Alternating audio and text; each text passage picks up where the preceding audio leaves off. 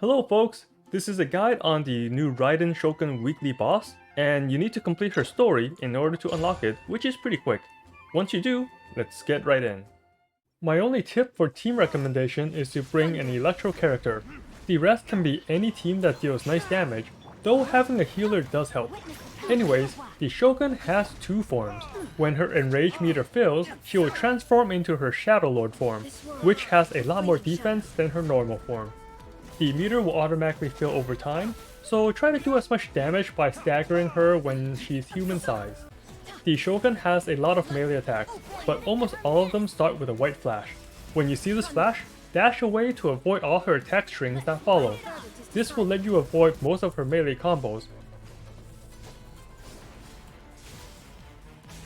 If you are too far, she might use this range attack on you instead. Just walk or dash to the side to avoid. Once in a while, she will summon a single Electroculi. Focus on destroying that immediately. If you don't, it will blow up and hurt you. But if it does get destroyed, it will put the Shogun in a weakened state for you to do some free damage. She can also summon 3 Electroculis.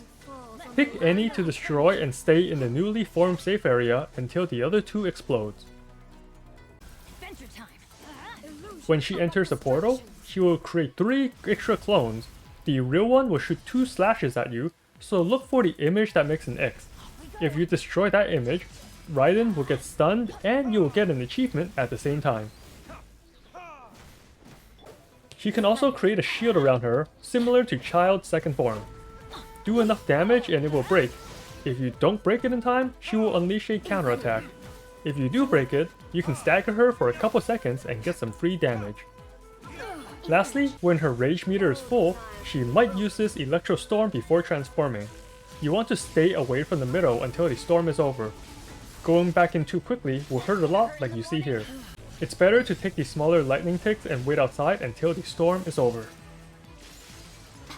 Now on to her Shadow Lord form. During this phase, you will lose energy over time, so try to use your burst right away instead of saving it.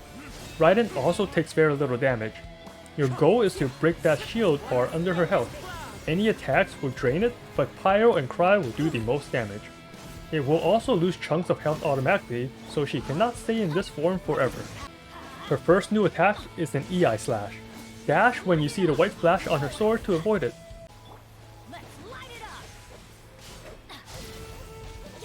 Next up are 2 melee combos. When she raises her sword, dash to her side and go behind. You can go left or right, both sides work fine.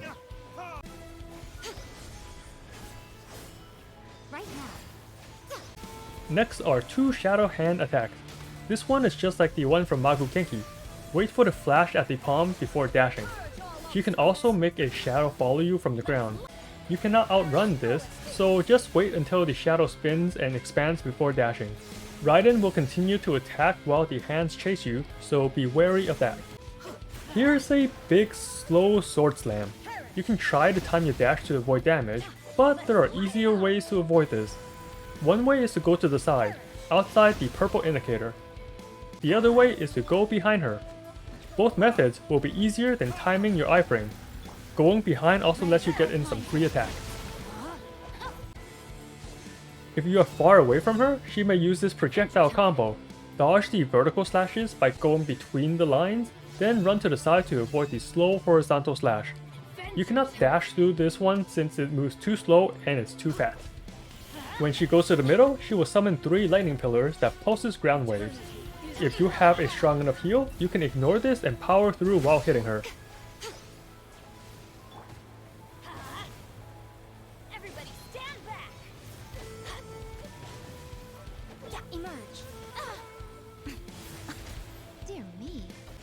If you happen to run a normal team, you might want to avoid this the proper way. Just go to the edge of the arena and jump over these waves. Either go to the edge closest to a pillar or farthest from a pillar. This makes avoiding the last triple pulse a lot easier.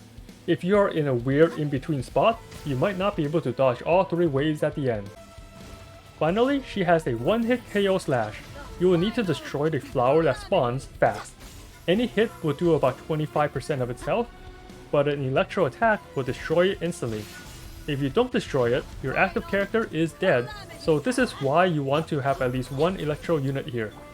Also, when she starts this attack, all your energy from all party members will be reduced to 0. That's another reason why you want to burst when you get it. She will keep repeating these attacks until her shield is gone. Once it's depleted, she will go back in her human form and be wide open for a long time. She will also max out your team's energy, so use this time to do your best damage combo. The rest of the fight is pretty much a repeat of Phase 1 and 2. The only difference in Phase 1 are new lightning strikes that will happen randomly. Now that we know how to handle her attacks, I'll end this video with another kill feed. I will comment over this one while giving tips along the way, and show my team's stats at the end. If these guides are helpful, leave a like and subscribe. Let me know how you feel about this new weekly boss in the comments below, and as always, have fun out there, traveler. So at the beginning, she will do a big attack, so I do a single hit and move away to avoid that.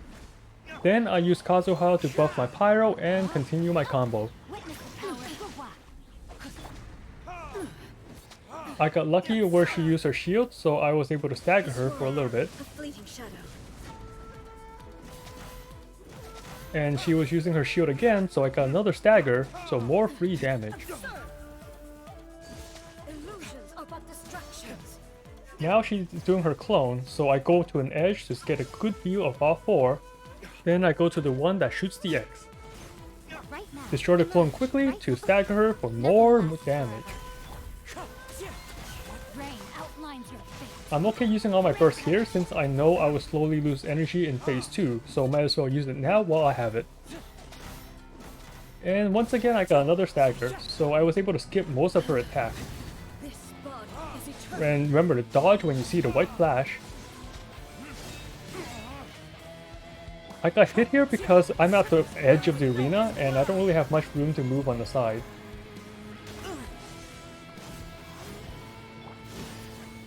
You don't really see the arena walls, which is kinda annoying, but I guess it helps with the immersion of an infinite plane.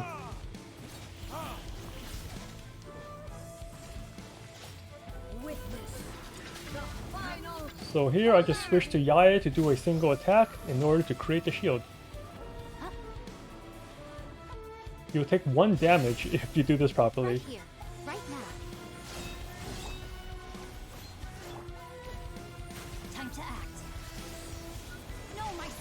I dash the Shadow Hands while keeping an eye on the Shogun since she can still attack while the hands are chasing you. And I just dodge all these melee swings. Just keep an eye on how her attack looks and dodge to the side. Either side works on all the melee attacks she does. And now this is the triple pillar. Since I don't have a healer, I don't want to take the damage, so I'm just going to do this the proper way by going to the edge. This spot gives you a nice timing to dodge the last triple wave because the last 2 overlaps. Now that she's returning back to normal, I got full energy back and I'm using my full burst combo to take her down. I actually enjoyed this fight. It's not that bad at all, it's pretty fun and very active. It's a lot more enjoyable than Senora since she doesn't have as much invulnerabilities. Now let's see my gear and equipment. For Diluc, he's Constellation 1 using 4-piece Crimson with a Wolf's Greystone, and here are his stats. Pretty decent crit rate and damage. Xingqiu is C6 using a Hydro and Noblesse, and a Sacrificial Sword. I kind of want to get 4-piece Emblem for him, but I'm still trying to farm that set since I have multiple characters that want it. Kazuha, C0, 4-piece Veneer for the buffs, Iron Sting to get more Elemental Masteries for more buffs, and nothing else special on his stats, except the Elemental Mastery. And then Yae Miko, C0, 4-piece Emblem, the Witsit, and decent crit rate and crit damage with good energy recharge. Anyway, thanks for sticking around, and have fun with the boss on your side.